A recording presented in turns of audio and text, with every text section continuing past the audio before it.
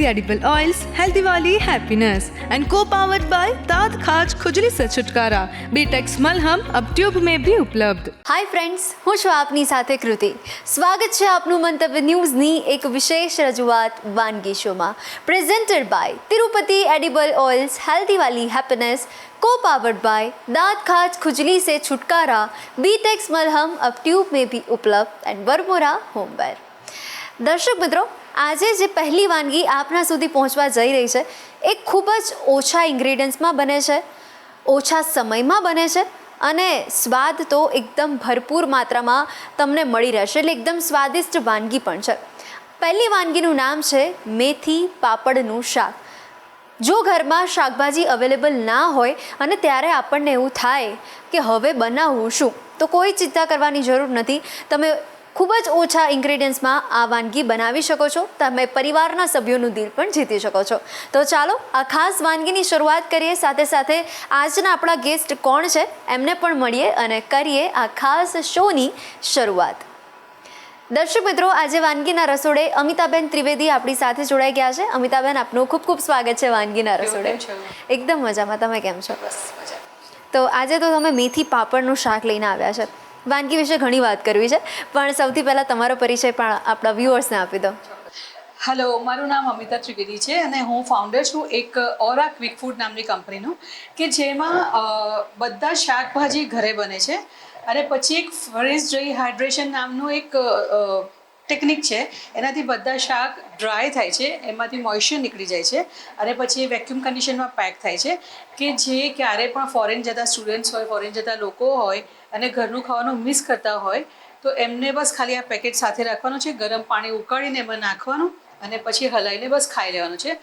કોઈ પ્રિઝર્વેટિવ નથી, કોઈ કલર્સ નથી અને બધું જ નેચરલ ફોર્મમાં આપણા ઘર જેવું ખાવાનું તમને મળી જાય છે. ક્યાં વાત હે! એટલે જેટલા પણ હોસ્ટેલમાં રહેતા હોય, પીજીમાં રહેતા હોય, એમના માટે તો વરદાનદાયક કહી શકાય છે. 100% વરદાન છે. અને સ્પેશિયલી જ્યારે તમે ઘરની બહાર હો અને દેશની બહાર હો ત્યારે તો આ વરદાન 100% બિલકુલ.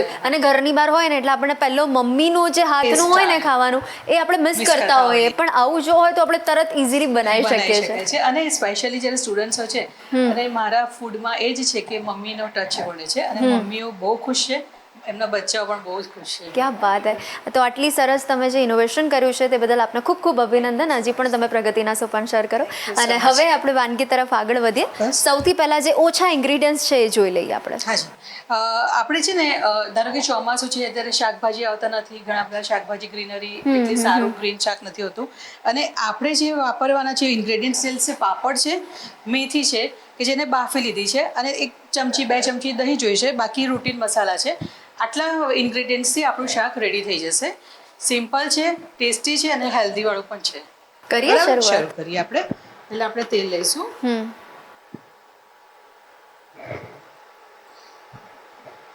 બહુ જ થોડું તેલ લઈશું. હવે આપણે જે મેથી, આમાં બીજા કોઈ ઇન્ગ્રેડિયન્ટ્સ નથી, આપણે જે મેથી છે એ મીઠું નાખીને બાફી લેવાની છે અને થોડું તેલ ગરમ થઈ ગયું છે એટલે આપણે એને એડ કરી દઈશું.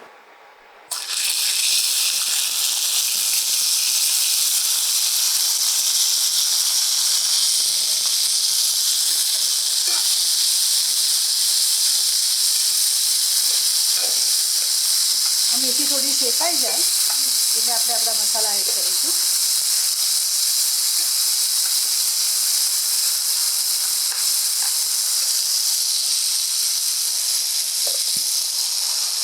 થોડી હળદર, ધાણા જીરું,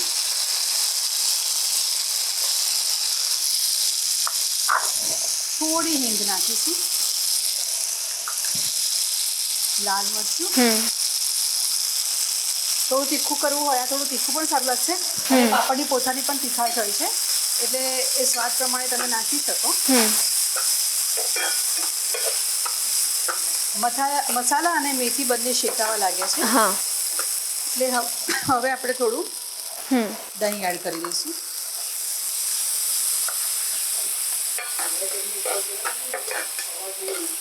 હવે સ્વાદ અનુસાર મીઠું નાખીશું. મીઠું થોડું ઓછું નાખવાનું, કેમ કે પાપડની પણ પોતાનો મીઠાશ હોય છે, એમાંય મીઠું હોય છે. હવે આ મસાલા ચડવા દઈશું થોડા અને આમાં ઘણા બધા ખાંડ પણ નાખતા હોય છે કે જેને ગળપણ થોડું ભાવતું તો સારું લાગે છે, પણ એ ઓપ્શનલ છે. થોડું પાણી નાખવાનું. ઓકે.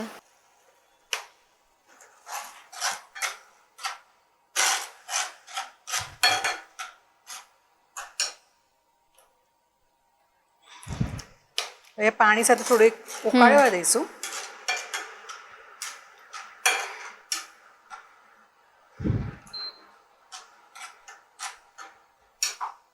ત્યાં સુધીમાં આપણે આ પાપડનો જે યુઝ કરીએ છીએ એ શેકીને પણ કરી શકાય અને ડાયરેક્ટ પણ કરી શકાય.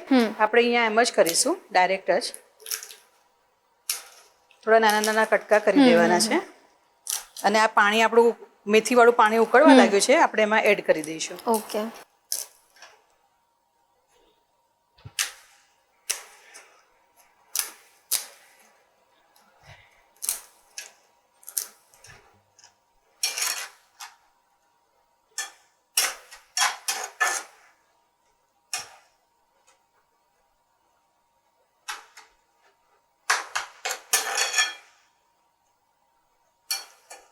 હવે આમાં છે ને થોડું પાણી રહેવા દેવાનું, કારણ કે જો આપણે રાખી મૂકવાનું હશે, થોડી વાર પછી ખાવાનું હશે તો એમાં પાણી બધું એબ્સોર્બ કરી લેશે પાપડ.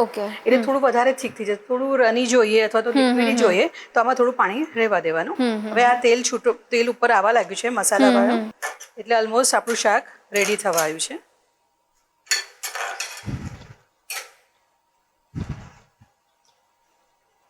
આપણું શાક લગભગ રેડી છે. હવે આપણે સર્વ કરીશું. ઓકે.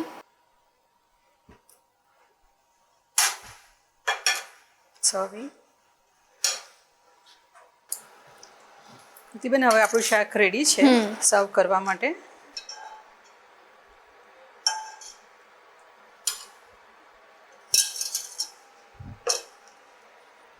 આપણું મેથી પાપડનું શાક રેડી છે. તમે ટ્રાય કરો અને મને કહેજો. ચોક્કસ. તો મેથી પાપડનું શાક ખૂબ જ સરસ ટેસ્ટી તો હશે જ, અને આ વાનગી અમારા વ્યુઅર્સ સુધી પહોંચાડવા બદલ thank you so much. Thank you. તો દર્શક મિત્રો, આપ જોઈ શકો છો કે મેથી પાપડનું શાક રેડી થઈ ગયું છે ગરમા ગરમ.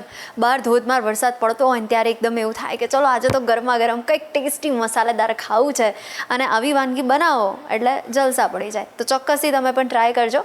અને હવે બીજી વાનગી અમિતાબેન આપના માટે કઈ લઈને આવ્યા છે એ પણ આપણે જાણીશું, પણ એના માટે થોડીક રાહ જોવી પડશે. મળીએ છે નાનકડા બ્રેક બાદ. મેથી પાપડનું શાક બનાવવાની સામગ્રી: મેથી, પાપડ, હિંગ, હળદર, મીઠું, ધાણા જીરું, દહીં, મરચું.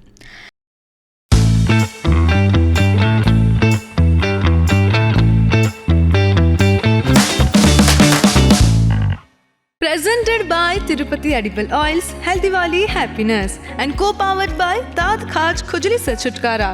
Betex Malham अब ट्यूब में भी उपलब्ध.